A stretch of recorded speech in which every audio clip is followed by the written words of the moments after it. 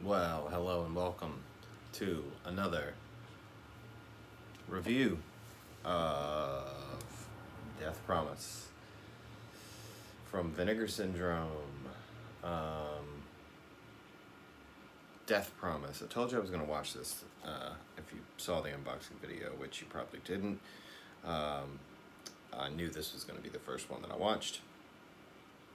Because, I mean, look at that cover. That is fantastic. Death Promise. Okay, so this is a fairly simple plot. It is about a group of tenants in a tenement in, I believe, the Bronx. By the way, this movie is made in 1977, or came out in 1977. It's directed by a man named Robert Wormflash, which, to his credits on IMDb, this was the only movie he directed. But it's about a group of tenants in the Bronx who are being forced out of their building by sleazy, scummy slumlords who plan to sell it and a few buildings along the block to, I don't know. I don't think they ever actually say what they plan to do with the block or what they plan to do with the buildings. You just know that they are going to make a lot of money from the sale. So they do things like they shut the water off, they shut the gas off, they shut the electric off, they fill the building with rats. Just anything that they can do. They try to set the building on fire. They try to do anything they can to get the tenants to move out so they can sell the building. And they don't do it themselves, of course not. They hire like people from the neighborhood on the street.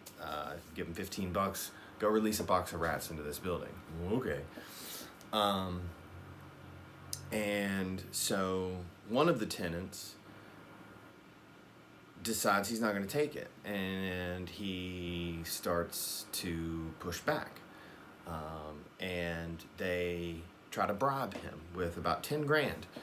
And he's like, nah, I'm not doing that. You're not bribing me with your blood money. So what do? Well, they got to get rid of him, right? So they get rid of him. And his son vows vengeance.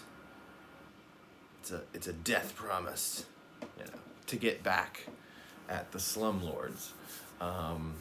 He's already a martial arts student, him and his friend, Speedy Leacock. Yes, and I do believe that's the guy's actual name.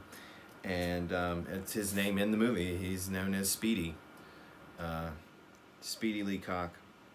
His buddy. So he goes to his sensei and wants revenge, and he made a promise to the father that he would at least have him trained properly first before he goes after these guys. So he sends him to this.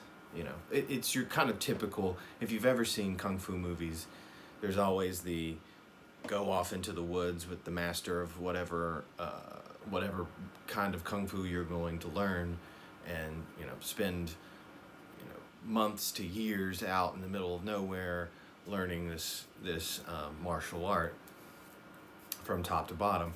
Well, that's sort of what they do. They send him off, and it's like a backyard somewhere.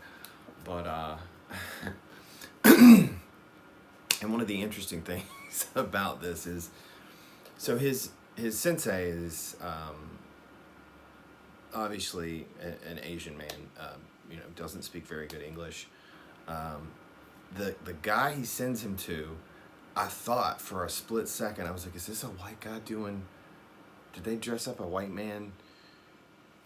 But they didn't. They didn't. It's an Asian man. He just has the strangest accent.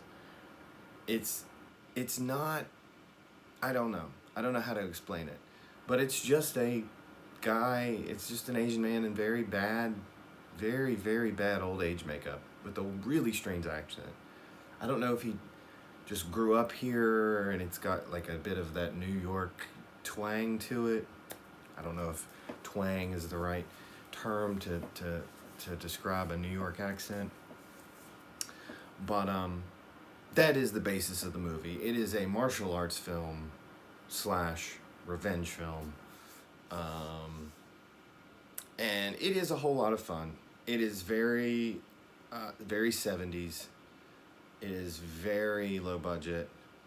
And a lot of these people, I don't think were actors.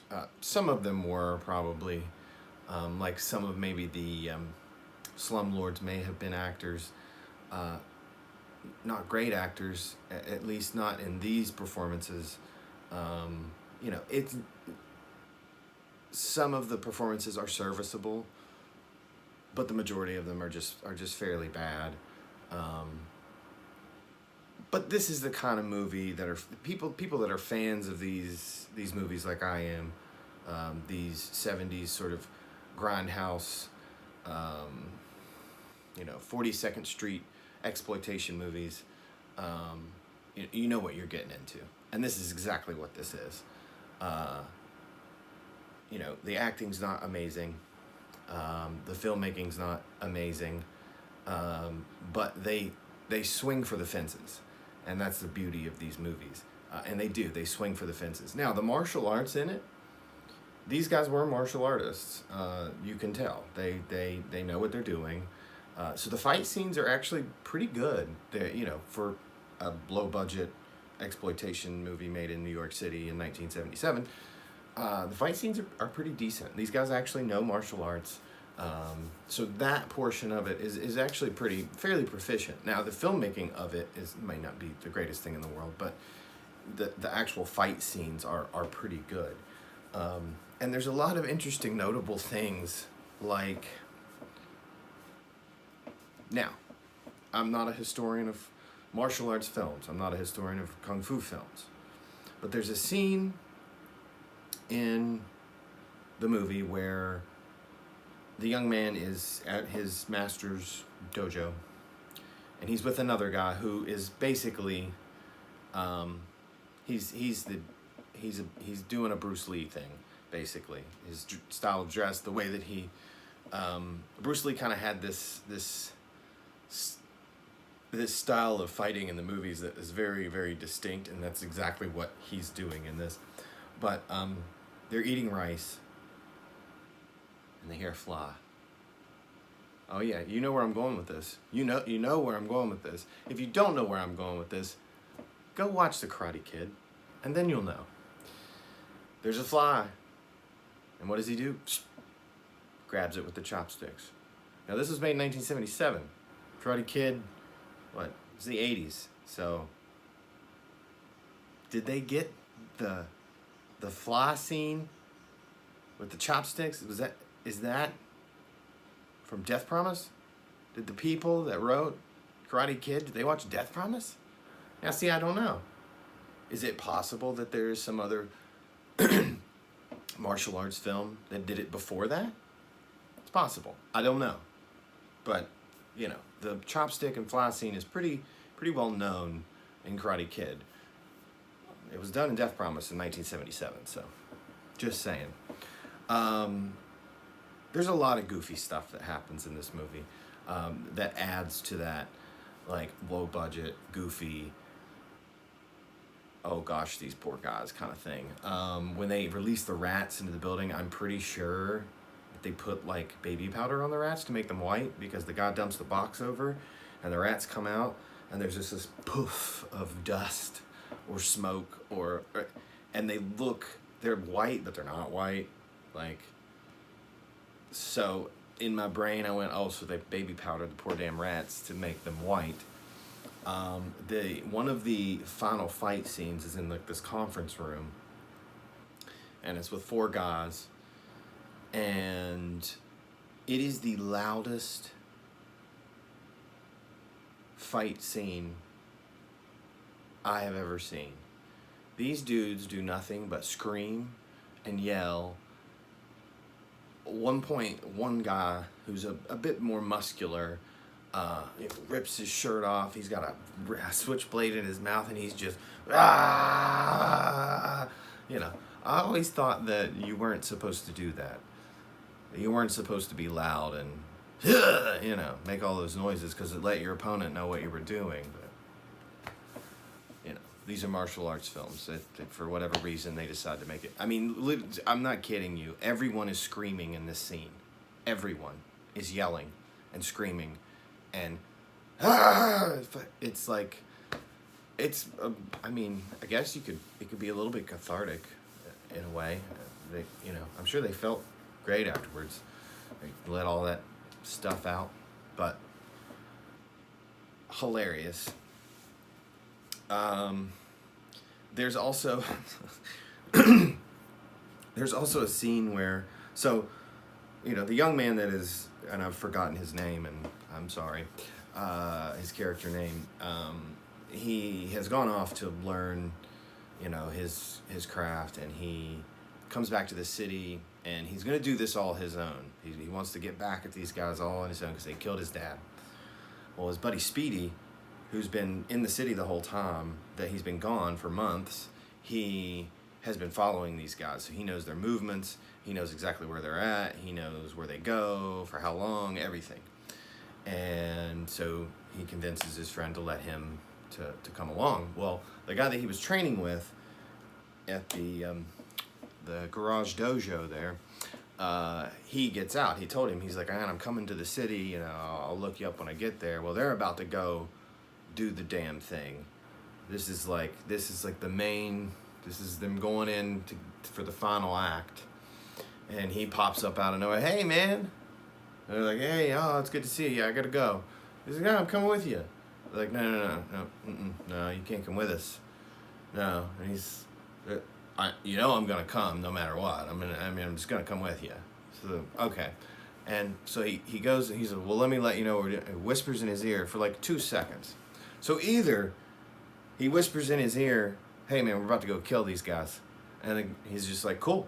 Or somehow in that short time span, he's like, yeah, so anyway, lived in this tenement. They tried to get us out. They did all these things. Then we wouldn't get out. My dad was like, we're not leaving. And they killed him. Whew. That's a lot for that 2 split-second bit of a little whisper. But this is where my mind goes when I watch these things. Overall, I had a really good time with the movie. It oozes 70s New York City, like it said, you know, exploitation. What was it? Genre bending grindhouse classic. I don't know that it's very much genre bending. I wouldn't say that it's genre bending. I mean, it's pretty straightforward kung fu martial arts. I mean, I guess it does mix revenge with martial arts, but I feel like that kind of mix is fairly commonplace. I've seen a lot of kung fu movies. I've seen a lot of martial arts movies, not a ton, but I've seen a fair deal. And there is a lot of revenge. There's a lot of like defending one's honor. You know, it may not be your typical "you killed my dad" revenge, but it you know, they're in there. But it embodies the mid-70s New York City lensed exploitation film aesthetic. Yes, 100%. It is definitely one of those New York City made 70s, just sort of low budget, grimy kind of thing, and I love those movies, and this was no exception. It's got a ton of problems. It's got a lot going for it, though. Like I said, the martial artists in it are good. They know what they're doing. You know, these men were for sure, you know, knew their craft pretty well, and they were athletes. You know, they knew what they were doing. But it does suffer from a lot of things. You know, the acting is not so great.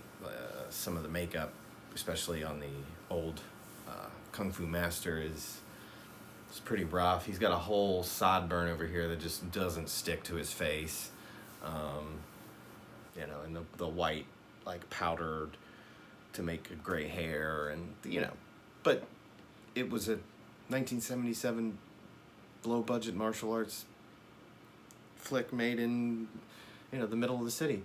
And I'm sure they didn't have permits for any of this stuff, so they were probably just stealing all the shots, you know. But it's a hell of a little exploitation flick. I highly enjoyed it. There are a few parts that kind of drag in the middle, but you do get a lot of fight scenes. You know, it's not like it skimps on the fight scenes. Some of them go on a little too long, I think. Especially the end one, the last fight scene, it seems to go on a little too long. And they do things in that final fight scene where, so you've got the main character who is fighting the main bad guy. Also, there's like a twist. But like if you've seen any movie ever, you see the twist coming. Oh, I forgot to mention, there's another little like thing in it that kind of reminds me of something else.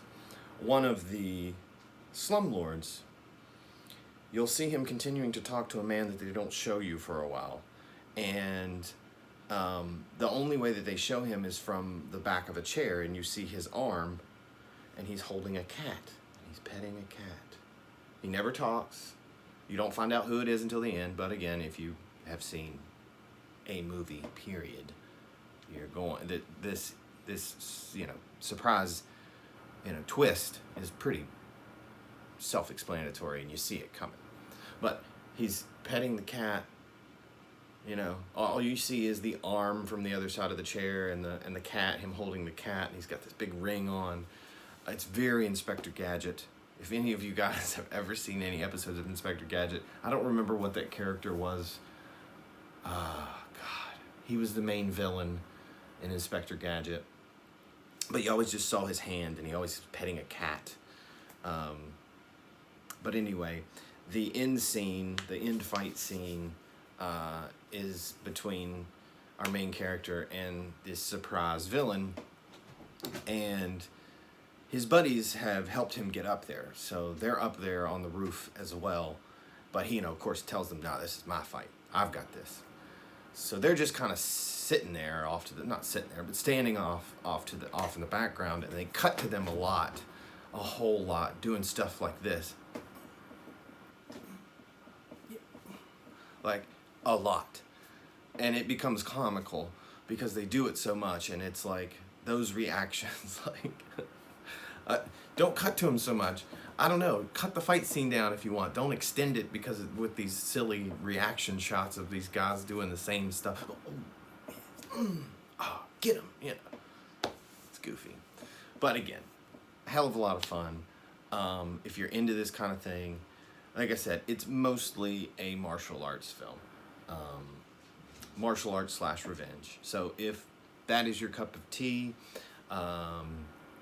if low budget exploitation is your cup of tea, then I would definitely recommend checking this out. I don't know, you know, with these things on Vinegar Syndrome, you don't know how quickly the slip's gonna sell out. Unless it's something crazy, they typically have it around for a little bit.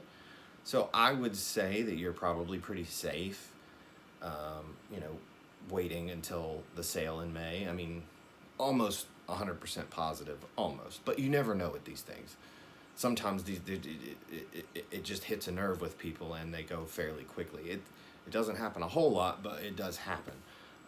But I'm going to take a wild guess and say you're probably pretty safe if you want the slip to wait until the sale to pick it up. I don't know, though, since it's fairly new, I don't know that they'll have it on sale. Sometimes, I don't really know. I don't remember. So it may be on sale, it may not be on sale. But if you're not interested at all in the slipcover, you can always choose to have the just the standard edition, which is like $22.99, I think. which is a pretty fair price, I think. So this was, let me see here. Oh, this is going on long. See, this is what I do when I make reviews. Hope you guys like long videos. Yeah, original camera negative. The movie looks really good. Now, the beginning of the movie, and this happens a lot with these original camera negatives, it's a little rough in the beginning. There's a lot of film grain, there's a lot of print damage, but it goes away pretty quickly, and it becomes, you know, especially when you think about the age of this movie, you know, it looks pretty damn good for what it was and the age of it. Now, there are, every once in a while, there's a few spots in the movie where we'll see a little bit more print damage, but honestly, you know, something like this looking as pristine as possible would be a little weird. To not see some print damage and some film grain in it from time to time would be a little bit odd. But the film looks fantastic. I mean, it does. Like I said, there's a little bit in the beginning that's a little rough, and then there's some spots here and there, but like I said, if you're not used to that at all, then I don't know what you're doing here. What else? Then we had the interview with editor Jim Markovic, called 90,000, what is it called? 90,000, I can't read, man. I mean, I can't see. 90,000 feet in 90 minutes. Pretty good little interview. Gives you some background on some of the filmmakers, how the film came about. I would say it's about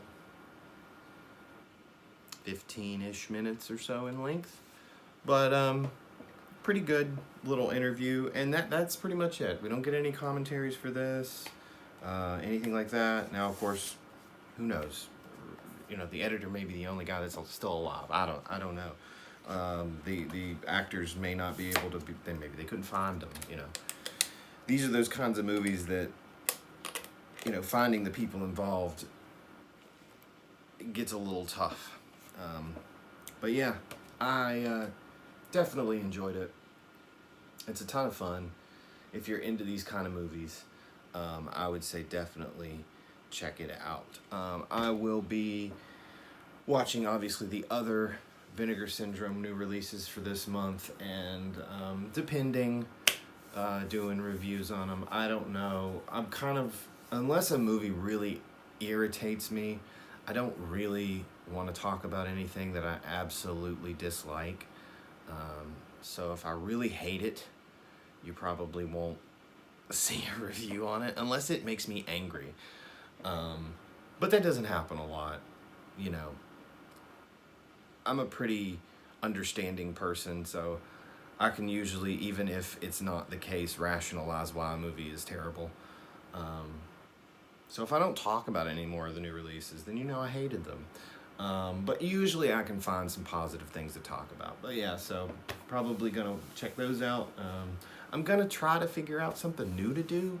I don't want to do reviews constantly and just unboxings. I'm not really sure. Eventually, once I get a little bit more of a base audience, probably going to do some live streams. I've actually already got somebody ready to come in and do one with me. Friend that I've known since the beginning when I started YouTube, like a million years ago. He was probably one of the first people that started commenting on videos, and we started talking back and forth, and I've you know, been in contact with him off and on ever since. So bringing them in, I don't know when I'm going to do this. I'd like to get some better audio equipment, maybe some better video equipment. But yeah, I'm not really sure what direction I'm taking this channel. I'm just flying by the seat of my pants and seeing what sticks, seeing what I enjoy doing.